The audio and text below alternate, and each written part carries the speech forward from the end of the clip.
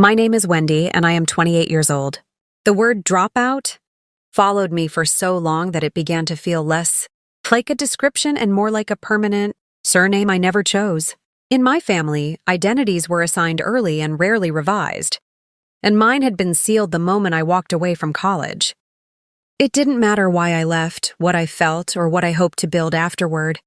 All that survived in the family narrative was a simplified verdict: Wendy quit. Wendy failed.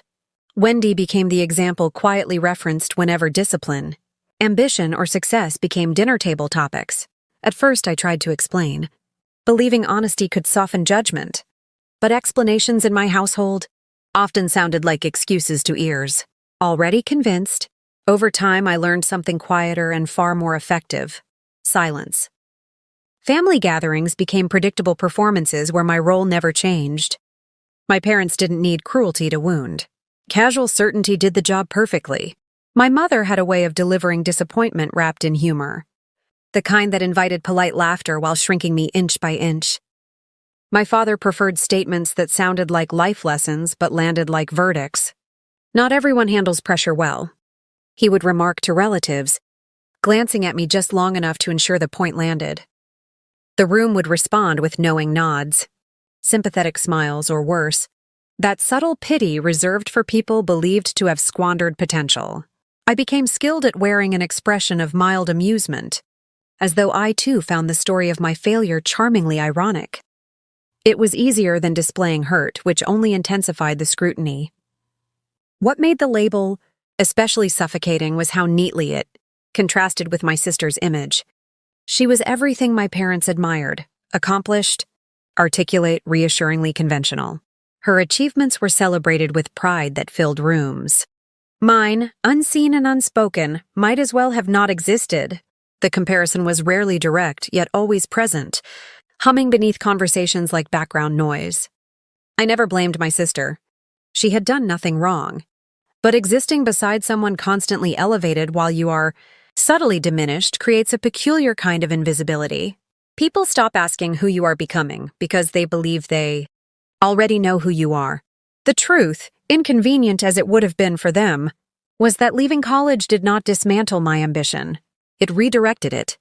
College had been a path I stepped onto out of expectation rather than conviction, and every semester deepened a quiet sense of misalignment I could neither articulate nor ignore. Walking away was terrifying, not because I doubted myself, but because I understood exactly how my decision would be interpreted. Failure is often defined socially before it is understood personally. Yet despite the noise that followed, I felt an unfamiliar clarity. For the first time, my progress would not be measured by grades, approval, or comparisons, but by something far less visible and far more demanding: persistence. So I built my life quietly. While relatives speculated about my uncertainty, I immersed myself in work that consumed my attention and demanded my growth. I took risks my parents would have called reckless. I made mistakes no one witnessed. I learned through experience, adapting in ways that never produce diplomas but shape resilience with brutal efficiency. Each small step forward strengthened my resolve to keep my journey private, not as a strategy but as self-preservation. Every attempt at sharing progress had previously been filtered through skepticism, reframed as temporary or overshadowed by reminders of my supposed misstep. Silence became not just protection but focus. Still, gatherings remained unavoidable gravitational forces, pulling me back into rooms where old perceptions clung stubbornly to the air. Over time, I began observing rather than absorbing. I noticed how confidently people construct entire identities from fragments of information, how quickly unconventional choices are mistaken for incompetence, how discomfort with uncertainty often masquerades as judgment. My parents were not malicious. They were anchored to a worldview where deviation signaled danger. Labeling me the dropout simplified a reality they neither understood nor controlled. Recognizing this didn't erase the sting, but it changed its texture. Their words began revealing more about their fears than my worth. Yet even with that understanding, certain moments retained their power to unsettle. Thanksgiving dinners were particularly theatrical, perhaps because extended family amplified everything: pride, comparison, performance. That evening began like countless others, the table crowded. Conversation layered with forced cheer and subtle tension. My mother, comfortably assuming her familiar rhythm, delivered a lighthearted remark about my creative detours, earning the expected chuckles. My father followed with his well-worn observation about unrealized potential, his tone measured, confident, final. I felt the familiar tightening in my chest, the instinctive urge to retreat into polite invisibility. Around me, reactions unfolded exactly as they always had. Then something small and utterly ordinary fractured the moment. My uncle's phone, resting beside his plate, suddenly lit up. He glanced down absently at first, then leaned closer, his expression shifting with startling speed, confusion, surprise, disbelief. The change was subtle, but electric. Conversations faltered. The atmosphere tightened. He stared at the glowing screen longer than social etiquette permitted, then slowly lifted his eyes, not toward my parents, but toward me. In that suspended second, the room seemed to tilt, anticipation replacing routine, and for reasons no one else yet understood, the familiar story everyone thought they knew was about to encounter something it could no longer contain. The silence that followed my uncle's reaction did not resemble the usual pauses of polite conversation. It was dense, charged, and deeply unnatural, as though the entire room sensed a disruption without yet understanding its source. My father, mildly irritated by the broken flow of his commentary, cleared his throat and leaned forward. "What is it?" he asked, his voice carrying that familiar impatience, reserved for interruptions he did not control.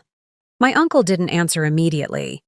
His eyes moved from the phone to me, then back to the screen, his face reflecting a confusion that slowly transformed into astonishment. It was the kind of expression that commands attention without effort.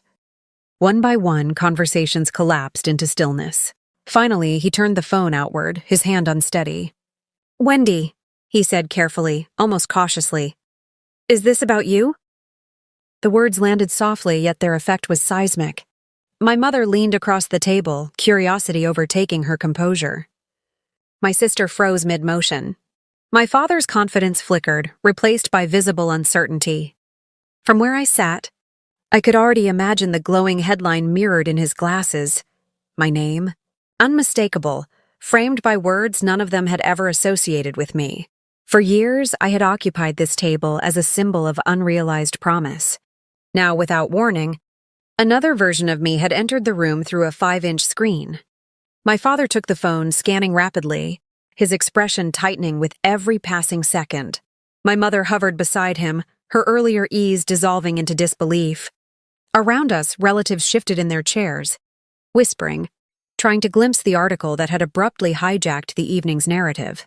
No one looked at me the way they had minutes earlier. The casual amusement, the gentle pity, the quiet superiority, all of it evaporated, replaced by something far less comfortable, recalculation. The story they had repeated for years, no longer aligned with the information, now glowing before them, and contradiction has a peculiar way of silencing even the most confident voices. It says, my mother began, then stopped, as if the words resisted articulation. My uncle filled the gap, still sounding stunned. Major acquisition, rapid growth, industry recognition. Each phrase felt surreal in that setting, like dialogue imported from an entirely different reality. My father lowered the phone slowly, his eyes fixed on me with an unfamiliar intensity. For once, there was no lecture forming behind his gaze, no prepared observation about discipline or potential, only confusion. "Why didn't you tell us?" he asked. The question was not accusatory. It was genuinely bewildered, as though silence itself had become the greatest mystery. I considered the answer, aware that the room now leaned toward me in collective anticipation. Years earlier, I might have responded defensively, eager to justify every decision, but that impulse had long since faded, because no one ever really asked, I said evenly. The simplicity of the truth settled heavily over the table. No drama, no bitterness, just fact. My parents exchanged a glance, the kind shared when two people confront an uncomfortable realization simultaneously. Their certainty about me had never required curiosity. The label dropout had functioned as explanation enough, a convenient conclusion that demanded no further investigation. Questions soon replaced silence, but their tone had changed completely. Relatives who once offered sympathetic smiles now leaned forward with eager interest. My sister studied me with open astonishment, as though assembling memories that suddenly felt incomplete. My mother's voice, previously edged with casual disappointment, softened into something more tentative. My father listened rather than declared, a subtle shift more powerful than any overt reaction. Yet beneath the curiosity lingered an unspoken tension, the discomfort of recognizing how confidently they had misunderstood me. Oddly, I felt no triumph, no dramatic surge of vindication, only a quiet clarity. Their surprise did not create my success, just as their earlier judgment had never defined my failure.